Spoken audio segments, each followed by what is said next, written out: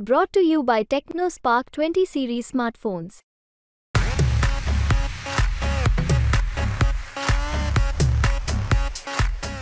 आगामी लोकसभाच्या निवडणुकांची रणधुमाळी लागलेली आहे। बीडमध्ये दुरंगी लढत पाहायला मिळत आहे, कारण की महायुतीच्या उमेदवार पंकजा मुंडे यांनी आपला काल नामांकन अर्ज दाखल केलेला आहे आणि त्या अर्जावेळी जी जाहीर सभा झाली त्या जाहीर सभेमध्ये जे आहे ते पंकजा मुंडे आणि धनंजय मुंडे यांनी जे विरोधी उमेदवार आहेत महाविकास आघाडीचे बजरंग सोनवणे यांच्यावरती टीका केलेली आहे।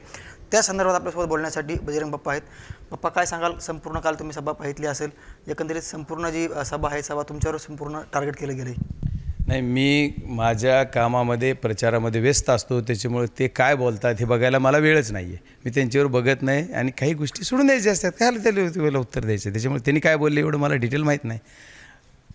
बाप्पा, एकंदरीत बघू शकतो की तुम्ही ज्यावेळेस ह्याच्यामध्ये उमेदवारी आणल्यानंतर जे तुमचं भाषण झालं पहिलं, त्या भाषणामध्ये मॅनेज उमेदवार नाही म्हणून तुम्ही शपथ घेतली, ती शपथ खोटी आहे आणि त्या संदर्भात मी काही पुरावे देखील दिले असं धनंजय मुंडे यांनी तुमच्यावर टीका केलेली आहे।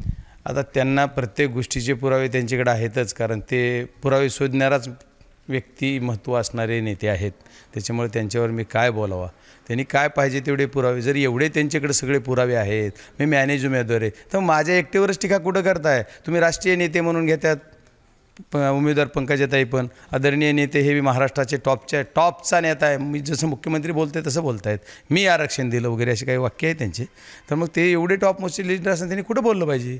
विकास काय केला त्याच्यावर बोला, तुम्ही काय काम केलं त्याच्यावर बोला। माझ्यासारख्या चिल्लर यांची आमची तुलनाच होऊ शकत नाही म्हणतात, मग तुलना होत नाही, माझ्यावरच कशाला टीका करता? मग माझी किती उंची आहे हे तुम्हाला सर्व जनतेला तुमच्या माध्यमातून कळतं आहे। तुमची उमेदवारी दाखल ज्यावेळेस झाली त्यावेळेस जयंत पाटील उपस्थित राहिले नाहीत, ह्याच्यावरून संपूर्ण जिल्ह्याला कळलं आहे की उमेदवार मॅनेज आहे की नाही असं देखील ते म्हणाले आहेत। यांना फक्त एवढंच एक कसं आहे, ह्यांच्या दृष्टिकोनातून ह्यांच्या पायाखाली वाळू घसरली, ह्यांना दुसरा कुठला पर्याय राहिला नाही, मग त्याच्यामुळे ते म्हणतात बहुरंगी आहे। ह्यांचा बहुरंगीपणा अख्ख्या महाराष्ट्रानं बघितला आहे, त्याच्यामुळे त्याच्यावर काय बोलायला एवढा मोठा विषय नाही आहे। त्याच्यामुळे जयंत पाटील साहेब वेळेवर पोहोचले नाहीत, टेक्निकली प्रॉब्लेम असू शकतात, 3च्या आत आपल्याला फॉर्म दाखल करणं गरजेचं होतं।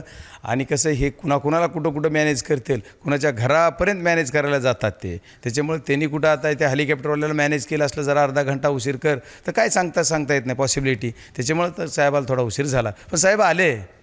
एवढंच नाही तर 11th आवरला काय परफेक्ट हेलिकॉप्टर होतं का नाही होतं काय नाही, पण हेलिकॉप्टर घेऊन आले साहेब, हे काही कमी नाही ना, मग ते त्यांना त्याच्यावर कुठंतरी प्रत्येक गोष्टीला टर्न करायचा हा त्यांचा स्वभाव आहे। बाप्पा, एकंदरीत मराठा आरक्षणाचा प्रश्न संपूर्ण राज्यामध्ये आहे।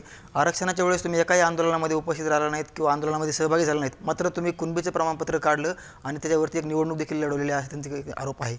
नाही, आदरणीय जरांगे पाटलाच्या आंदोलनाला यश म्हणून मराठा बांधवांना कुणबी प्रमाणपत्र मिळत आहेत, त्याचं सर्व श्रेय कोण असेल तर आदरणीय मनोजदादा जरांगे यांना आहे, यांच्या कुठल्याही एखाद्या मंत्र्याला नाही, शासनाला नाही, त्याचं श्रेय फक्त दादाने आंदोलन केलं त्याच्यामुळं आहे।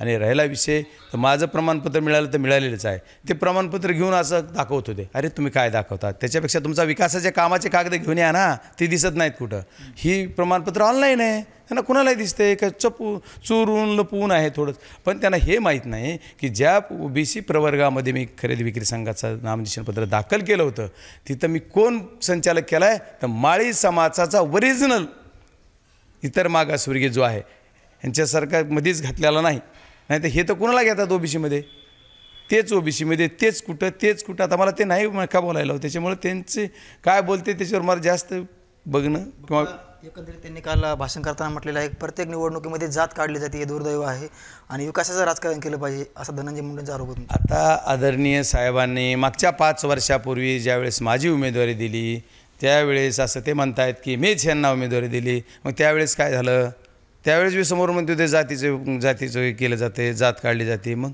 त्यावेळेस नाही का जमलं, आताच कशी जात दिसायला कोणी काढली, कधी जातीवर एवढ्या तुमच्या प्रचार यंत्रणा जेवढी चालू त्याच्यात मी जात हा शब्द कधी वापरला? मग काढत आहे कोण? तुम्हाला मंचावर काल बहुरंगी उपमा दिलेली त्यांनी। आता ह्यांचा बहुरंगीपणा अख्खा महाराष्ट्र बघतंय ना, तर माझ्या बहुरंगीवर ह्यांना बोलायचं काय नैतिकता अधिकार आहे? ह्यांचा बहुरंगीपणा तुम्ही महाराष्ट्रानं देश बघतोय, ह्यांच्या पायाखालची वाळू घसरलेली आहे, त्याच्यामुळे ती बहुरंगी वगैरे असले काहीतरी शब्द वापरतात, अवकात काढतात, प्रारब्ध म्हणतात, बहुरंगी म्हणतात, प्रत्येक भाषणामध्ये त्यांचं एक काहीतरी ह्यांना काय बोलावं तेच कळा नाही, त्याच्यामुळे ह्यांच्या बोलण्याकडे लक्ष देऊन जास्त।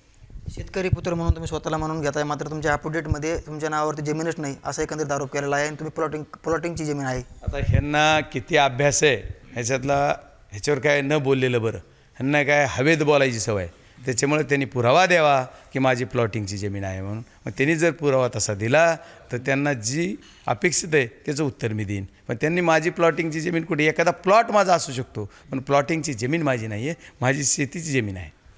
काल पंकजा मुंडे भाषणात बोलत असताना म्हणाले की प्रीतम मुंडेची काळजी करू नका, मी त्यांना नाशिकमधून उमेदवारी देईल. याकडे कसं बघता पप्पा तुम्ही? नाही, चांगलं आहे ना, मुलीनं सासरीच राहिलेलं चांगलं असतं. नक्कीच हे होते बजरंग सोनवणे. त्यांनी प्रत्येक प्रश्नाची उत्तरे दिलेली आहेत आणि जी टीका झाली त्याला देखील त्यांनी प्रतिउत्तर दिलेलं आहे. कॅमेरामॅन ओमकार शेंबडेसह मी योगेश काशीद, मुंबई तक, बीड.